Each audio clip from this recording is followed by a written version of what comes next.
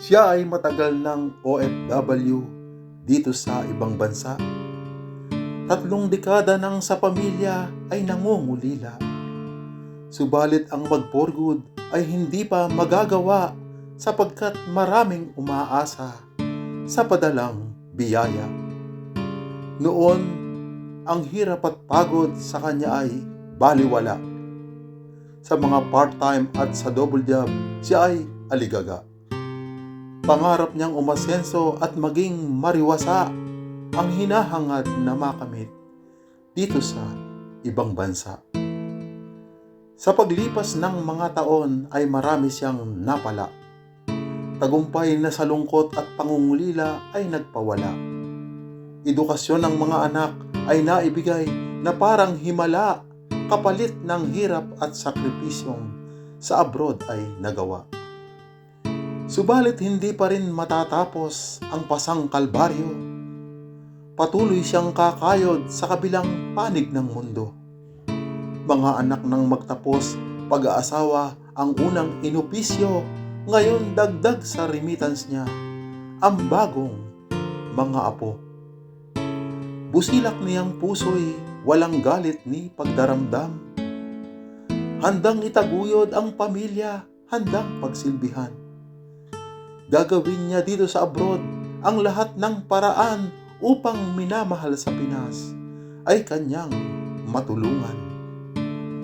Siya ay lalo pang nagsipag at nagsikap. Dobleng trabaho ay kanyang hinarap. Naging sandigan ang tanging pangarap kanyang mga anak, maiahon sa hirap. Hanggang isang araw ay kanyang nadama. Ang kanyang kalusugan ay hindi maganda. Subalit ang nararamdaman ay hindi ininda, padalang remittance ang kanyang inuuna. Dahil sa kanyang pagwawalang bahala, ang karamdaman niya ay lalong lumubha. At noong tuluyan na siyang manghina, saka lamang dumulog sa isang dalubhasa. Sa natuklasang sakit, siya ay nagulat, siya ay nagitla. Wala na raw itong lunas at ito ay lubha ng malala. Marahil daw kung siya ay hindi masyadong pabaya, pwedeng magamot pa at maagapan kahit na bahagya.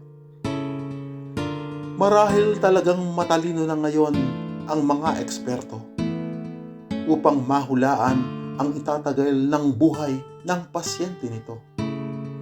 Dahil ayon sa resulta ng sumuring dalubhasang mediko, 6 na buwan na lang ang itatagal niya dito sa mundo.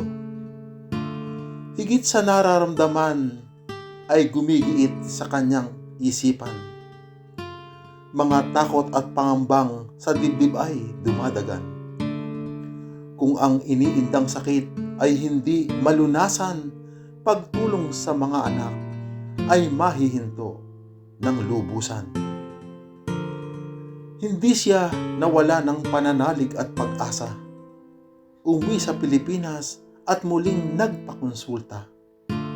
Umasang ang resulta ay himalang mag-iiba alang-alang sa kanyang minamahal na pamilya. Marahil ito na ang guhit ng kanyang kapalaran. Pagkalat ng kanyang sakit ay hindi na mapigilan. Maraming gamot ang kanyang ininom at sinubukan, subalit patuloy ang pagbagsak ng kanyang kalusugan. Isa pang nagpalubha ng kanyang karamdaman. Pamilya'y walang malasakit sa kanyang kalagayan. Isa man sa kanyang mga anak, ayaw siyang alagaan, masakit at malupit na ganti sa kanyang kabutihan. Magkagayon pa man ay kanyang inunaw ang lahat. Inaring may pagkukulang din sa kanyang mga anak. Handa niyang tanggapin ang lahat ng mga paghamak, pagmamahal sa kanyang mga anak ay wagas at busilak. At pagkalipas nga ng 6 na buwan. Siya ay pumanaw na. Siya ay lumisan. Malungkot na pighati, mahirap pigilan, martir na OFW, kay saklap ng kapalaran. Ayon sa mga kwento at usap-usapang aking nalaman, sa huling sandali daw bago siya ay tuluyang lumisan.